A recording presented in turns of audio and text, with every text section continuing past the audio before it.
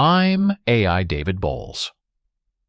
Welcome to the Human Meme Podcast, where today, along with our Crackbot AI research team, we will sneak into the heart of Shakespearean introspection with our episode titled From Despair to Devotion, the Emotional Odyssey in Shakespeare's Sonnet 29.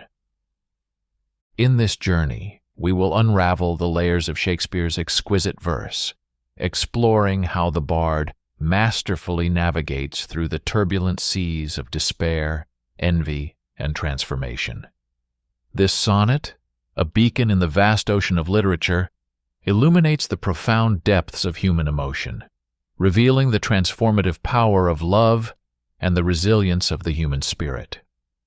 As we dissect each line, prepare to embark on a voyage that transcends time, delving into the universal themes that continue to resonate in our collective consciousness. This is not just an analysis. It's a journey into the very essence of what it means to be human, to feel deeply, and to find redemption in the power of love.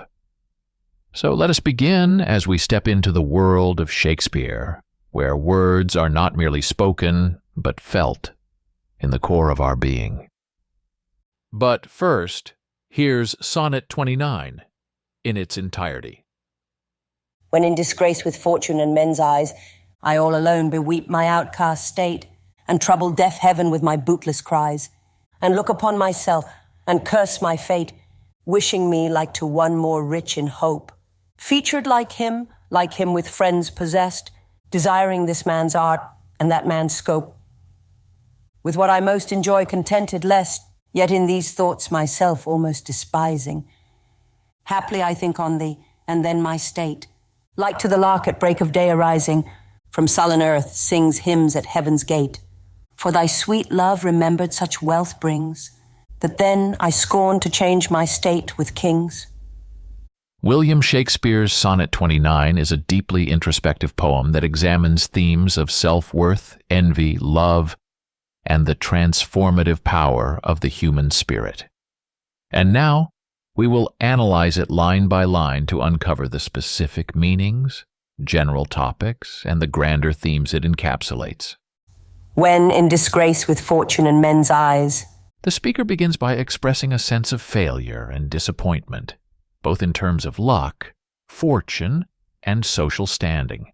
Men's eyes, the theme of personal despair and social alienation. This line sets the stage for a broader exploration of the human condition, specifically the feelings of isolation and the caprices of fate. I all alone beweep my outcast state. The speaker is lamenting their state of being an outcast, feeling utterly alone. Solitude and suffering. The solitary nature of personal despair and the internalization of suffering. And trouble deaf heaven with my bootless cries.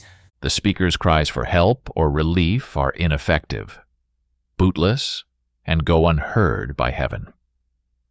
The feeling of being ignored by the divine or fate.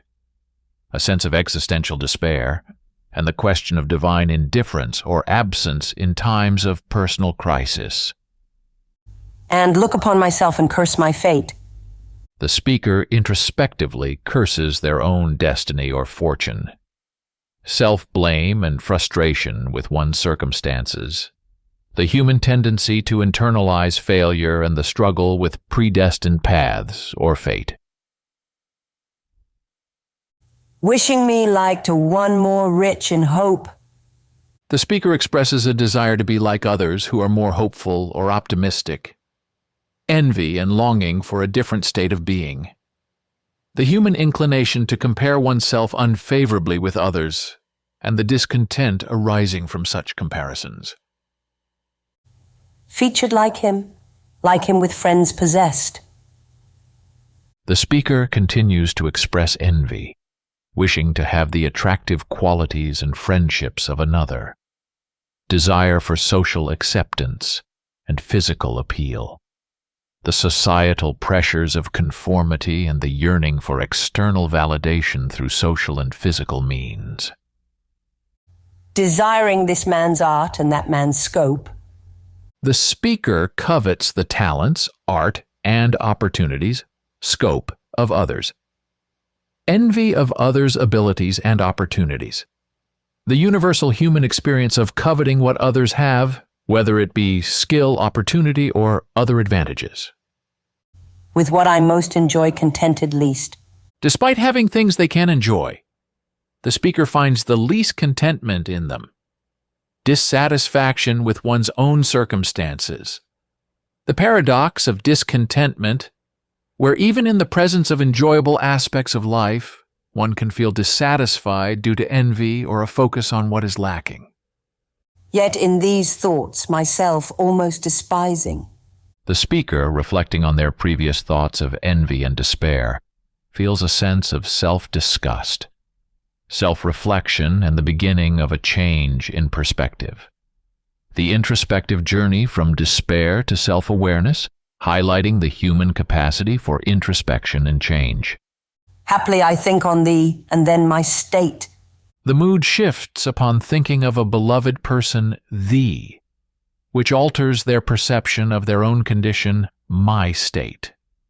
The transformative power of love and positive thoughts. The idea that love and personal connections have the power to alter one's perspective and bring solace in times of distress. Like to the lark at break of day arising. The speaker compares their uplifted spirits to a lark rising at dawn, renewal and a sense of hope. This simile symbolizes rebirth, new beginnings, and the power of nature to inspire and heal. From sullen earth sings hymns at heaven's gate.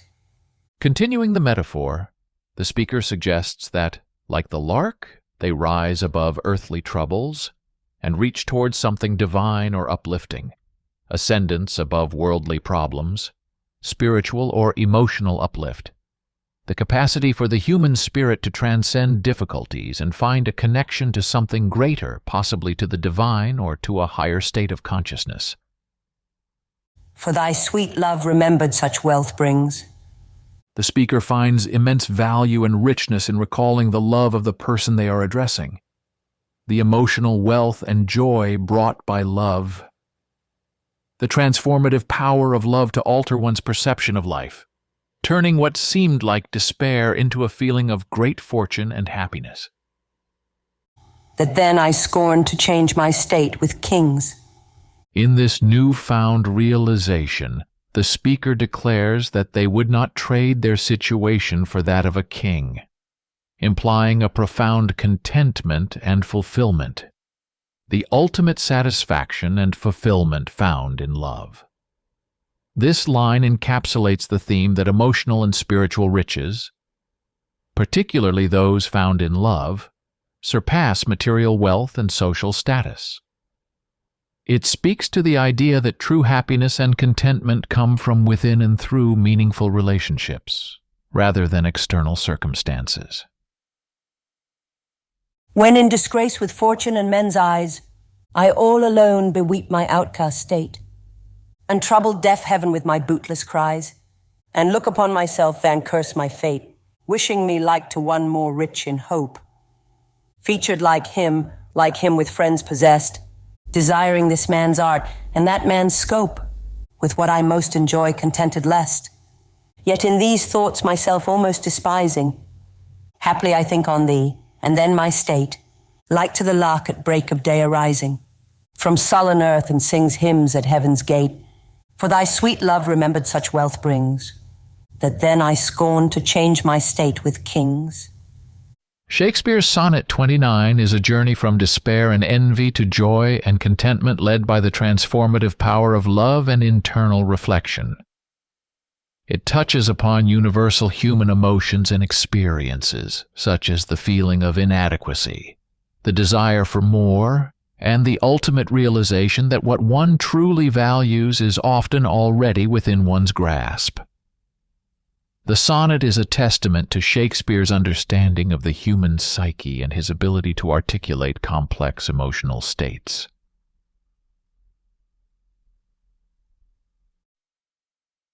As we draw the curtains on our exploration of Sonnet 29, we are left with a luminous understanding of the journey from the shadows of self-doubt to the radiant embrace of love. Shakespeare, in his timeless eloquence, reminds us that within the human heart lies the incredible capacity to rise above desolation, to transform envy into appreciation, and to find a wealth in love that outshines the grandest earthly treasures.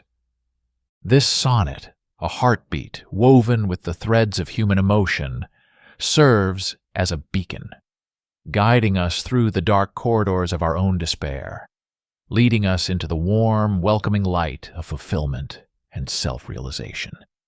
In this poetic odyssey, we've witnessed the metamorphosis of sorrow into joy, of isolation into connection, a transformation as inevitable and beautiful as the dawn breaking after the darkest night. Let us carry this message with us, that the greatest riches lie not in the material or the external, but in the depths of our hearts, in the love we give and receive. In the end, it is this love that triumphs over all, a beacon of fascinating sunlight in the human meme of our existence. For the Human Meme Podcast, I'm AI David Boles, wishing you a pleasant morning and a good night. Be a human meme.